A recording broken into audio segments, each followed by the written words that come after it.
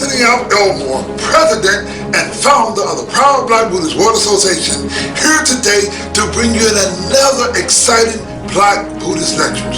We at the Proud Black Buddhist World Association are not only the Black Buddhist force in America, we are the Black Buddhist force in the world, and we are the only Black Buddhist organization in the world that do not have Asian Buddhist masters. When we learned that the Asians educated all Black history, culture, and language from the Buddhist teachings, we educated them out as our teachers. Now, today we're going to bring you exciting Buddhist lecture. My lecture today is Black Man Explains Why He Left Nichiren Shoshu Buddhism. So when I went to Japan, I took a professional video camera and a laptop computer.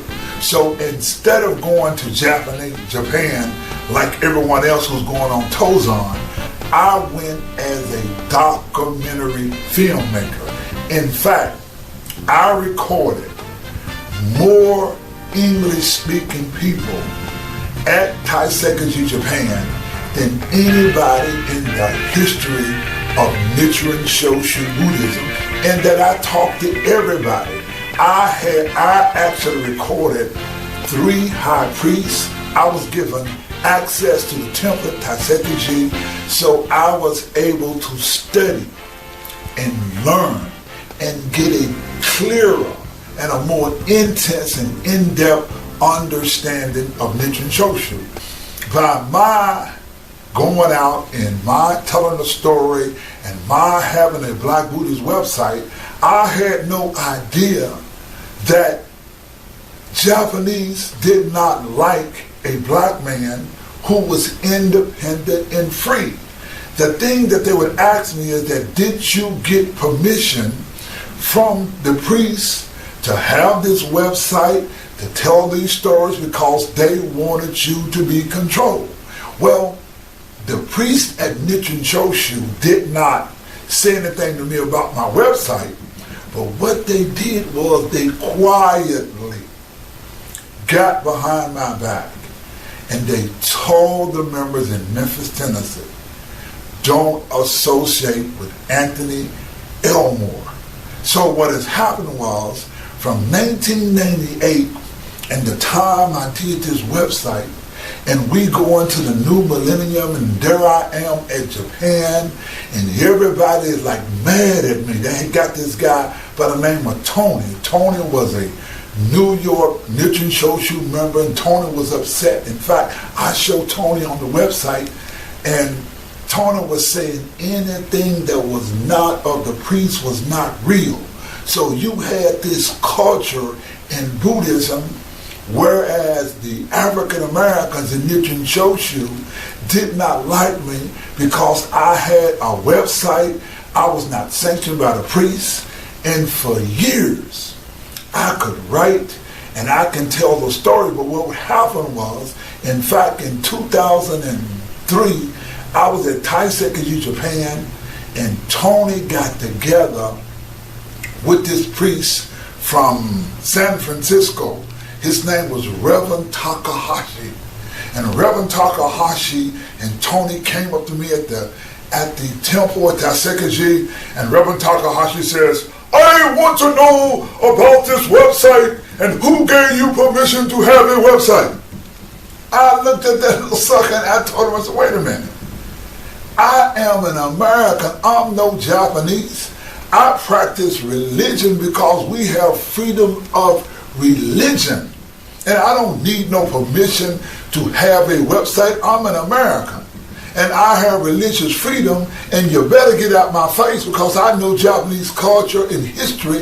In fact, you got no business talking to me because you're not my priest. But since you bring the subject up about my website, I want to go to the Nichiren Shoshu office. Since we're at the head temple, let's go to the overseas bureau and let's discuss some of this racism, and let's discuss the idea of making Black history and culture inclusive. of our Buddhist teachings. That little sucker looked at me, he dropped his head. I said, I dare you. I said, let's go. I said, Reverend Obiashi, he's the overseas bureau chief, let's go talk. This guy was so cowardice. But what they did was, those priests put out an unwritten story that no one was to associate with me. So, we come to the time that the priest isolated me in Nichiren Shoshu Buddhism. There I was practicing, dedicated, had my website, I'm challenging SGI members for racism, but what happened was the Nichiren Shoshu, they did what the SGI couldn't do. They come in under the auspices of a religious organization, and they got rid of Mr. Joseph Asamani because they were priests, and they got rid of him, and nobody would challenge these Nichiren Shoshu priests.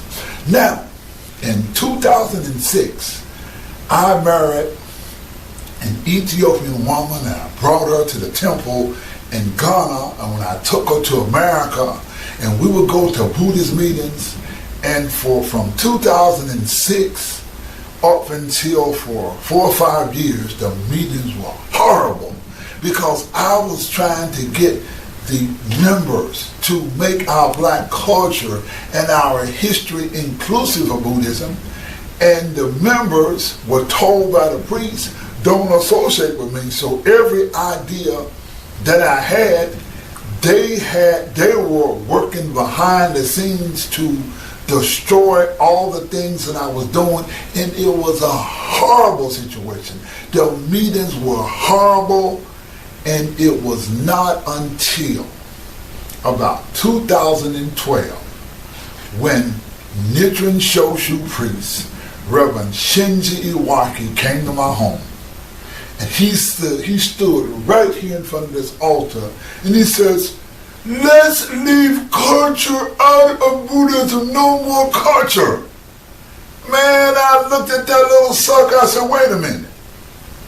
Here you are, want me to have Japanese culture, Japanese history, Japanese language, but yet you don't want me to make black culture inclusive of our Buddhist practice. At that time, in 2012, I made a decision that I would leave the Nichiren Shoshu religion. Now, there you got it. That's why I left Nichiren Shoshu Buddhism and started the Proud Black Buddhist World Association. Thank you very much.